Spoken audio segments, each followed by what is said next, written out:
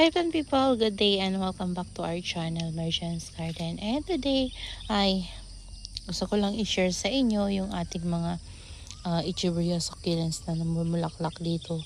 Marami sana to guys, kaso lang yung iba tinanggal ko na talaga yung flower stalk nila kasi hindi din maganda para sa kanila. Ayan, kagaya nito, hinayaan ko yung flower stalk niya pero nayuyupi. Ayan o. Kita nyo guys, mayroon na naman ngang palabas na. Ayan o, isa, dalawa. So meron na siyang tatlo. Ayan, so naaagaw nila yung nutrients ng ating plants. Pero maganda naman sila guys kapag bumuka na yung flower. Ayan. Pero pinipili ko lang talaga yung pinapabulaklak ko. At tinitingnan ko din kung may mealybugs o wala, ganyan. Kapag may mealybugs, tanggalin nyo na talaga yun kasi hindi maganda para sa kanila. Ito din guys, oh. Ayan, yung nandito pala natin, yun yung nabenta. Yun yung malaki ko na champagne. Ayan, kagaya nito. Mas malaki yun dito guys. Punong-puno talaga yung pot. Ayan. Yun yung nabenta ko nakaraan. Tapos ito, yan, namulaklak din siya. Ito ay si Layla Sina Monstrous.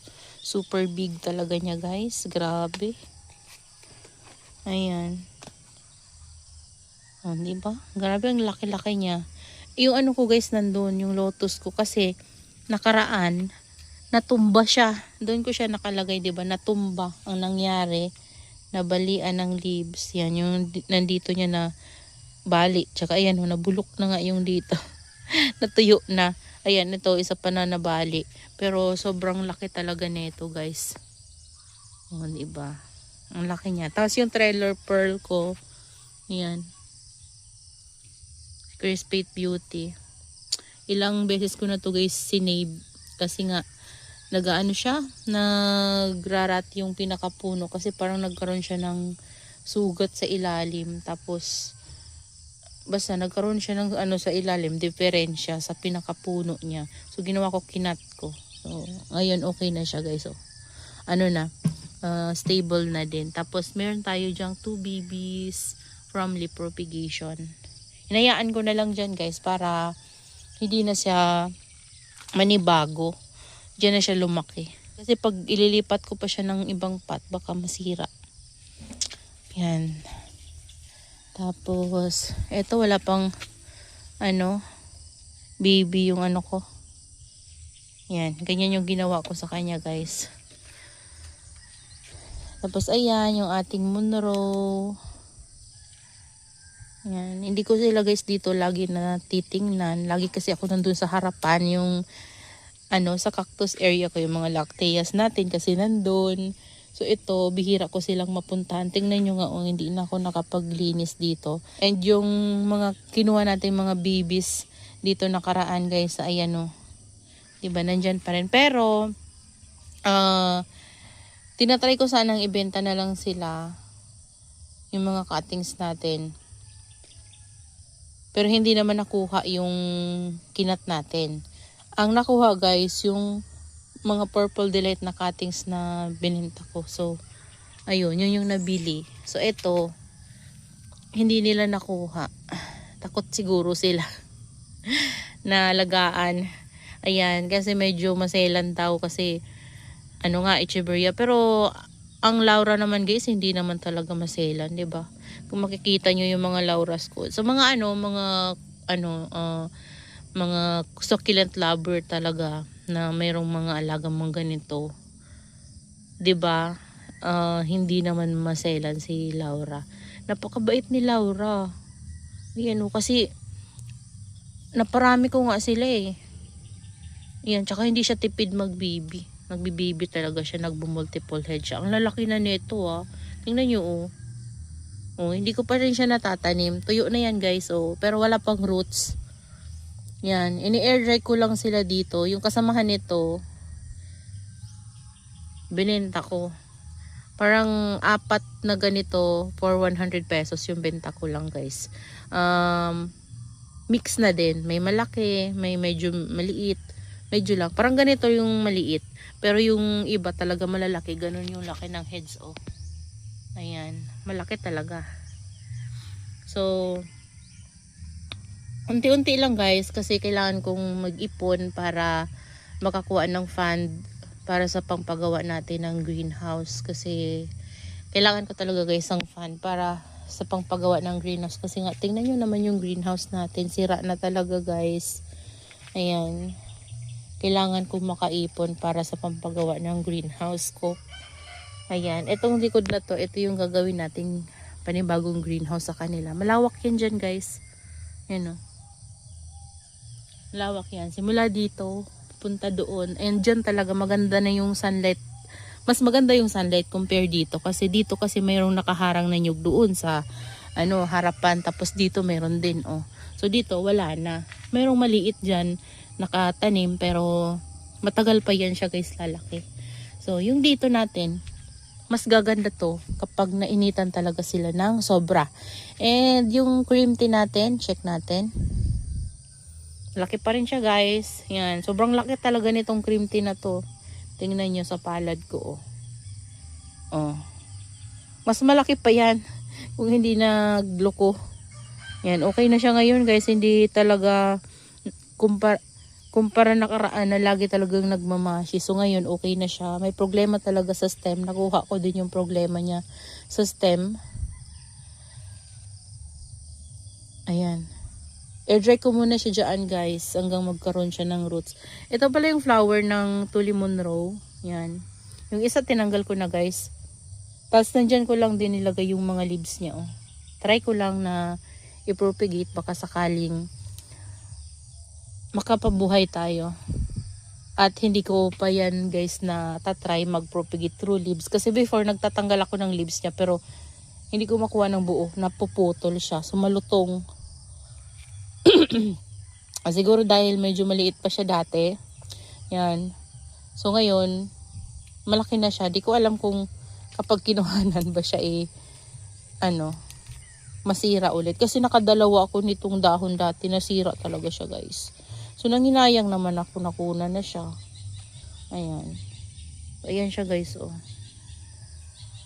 Yan. Yung ating Tuli Monroe. Isa na lang yung pinabulaklak ko. Kasi, gusto ko lang makita yung flower niya. Yung isa tinanggal ko na. Ayan. Tapos, ito. Tatanggalin ko din yan guys. Kasi mukhang hindi siya maganda. Ang liit din ng flower niya eh. Ayan. Bumabalik-balik na yung drops ng ating ayan o, meron naman ulit siya guys. Mahina kasi talaga yung sunlight dito. Pero ngayon, medyo umaraw-araw na kasi mga na din siguro, mga 2 days na yung medyo maayos-ayos yung araw. Though nagkukulimlim, pero okay pa rin. May init-init pa rin guys. Ayan. Okay naman sila. Kahit na bihira matingnan. Ala oh. Si Tromso. Anong nangyari kay Tromso? Tingnan nyo na guys yung itsura ni Tromso oh. Lumaki nga siya pero yung niya parang abnormal oh. Yung leaves. May mga ganito oh. Parang pattern. Hindi mo maintindihan. Yan. Si Hakoho ko guys. Ayan siya. So, yung iba nating succulents, ganun pa rin. Wala namang naging dito guys. Problema sa ating mga plants. Ayan. Ayan. Ito, kailangan na naman nila guys ng dilig. Yung mga leaf propagation ko yan guys, ang Black Prince. Ito si Rumba. Nakuha natin dun sa ilalim ng Super Bomb. Tinabi ko na lang dyan. Ito nga guys, oh, nakakatuwa. Na siya? 3 heads na. Dating 1 head. Tapos may maliit na baby. Ito yun siya. Nung nabili ko maliit lang talaga ito guys nung nabili ko siya. Ito siya. Big to. Tapos maliit ito. Ngayon, 3 heads na oh. May tumubo na naman na isang babies. Ang cute kasi niya si Baby's Finger ata yung name niyan guys. Diba? Ayan, si Cat's Claw. May bibi lang isa.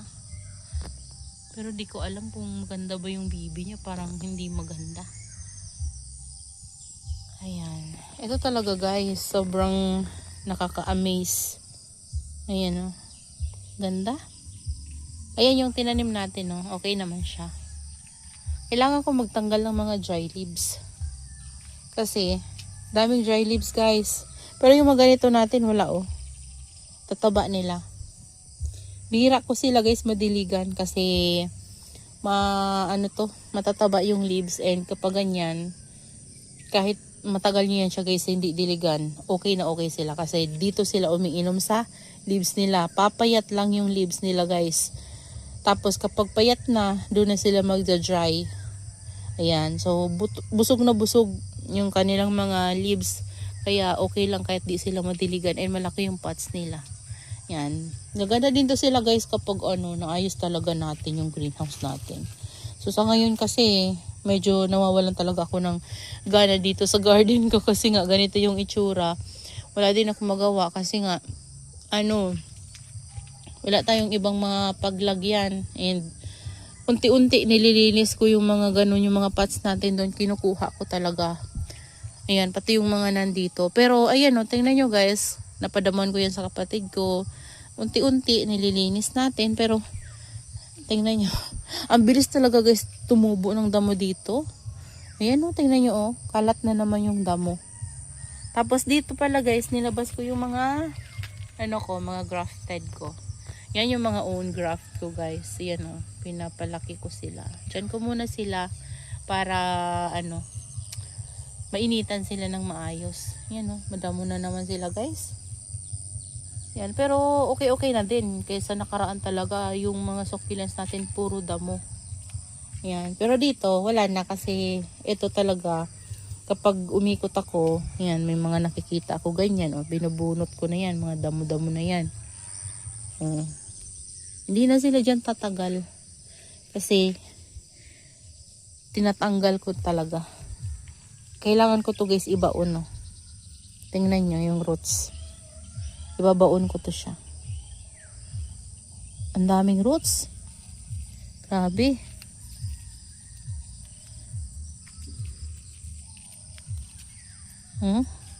Nagpipink pa yung roots ni macaron. Yan talaga yung purpose kapag nagka-cuttings ako tapos tinanim ko silang wala pang roots. Pinapatong ko lang talaga yan guys para makikita ko yung stem niya kung okay ba o hindi. So ito ganyan ganyanin ko lang. Yung gamit natin guys ay garden soil na may buhangin. Ito wala tong tawag dyan, ipa. Kasi wala na akong ipa. Ubus na yung ipa ko. So garden soil na lang tsaka buhangin. Yan diba? Tsaka nyo gaganunin. Ganyan lang guys yung ginagawa ko.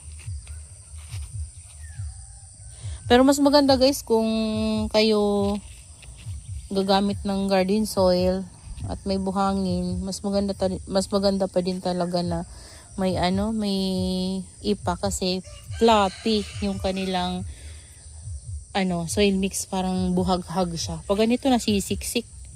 Pag buhangin lang tsaka garden soil, nasisiksik siya. So mas magandang merong rice hull. Diba? Ito yung mga damo na mahirap. Madali lang naman siya matanggal. Kaso lang kapag nahiwa-hiwalay mo yan guys, tumutubo siya ulit. Lalo yung mga ganyan na branches niya. Tumutubo yan siya. Napakabilis dumami. So yan lang guys. Yan, inikot ko lang kayo dito sa garden at chinek sila. Kung kumusta naman ba sila. Ayan. So okay naman sila guys at maganda pa rin. Ang lalaki nila guys, grabe. Yung dito natin medyo pangit pa. Kasi maliliit pa yung mga pups. Pero maganda din yan guys kapag gumanda yung mga pups nila at lumaki talaga. Makikita nyo guys. sobrang ano na naman to, lush na naman itong ating mga purples. Nakakatuwa lang kasi marami na naman yung pups na papalakihin natin. Ayan o, tingnan nyo yung pretty in pink na kinatan ko. Ayan o, yung malalaking heads lang yung binalik ko, pero yung maliliit nilipat ko na ng pot para mabigyan ng space yung mga new pups nila dyan sa puno. Ayan lang guys, that's all for today's video. Ayan, I hope you enjoy watching and see you on my next vlog. Happy gardening everyone. Bye bye po.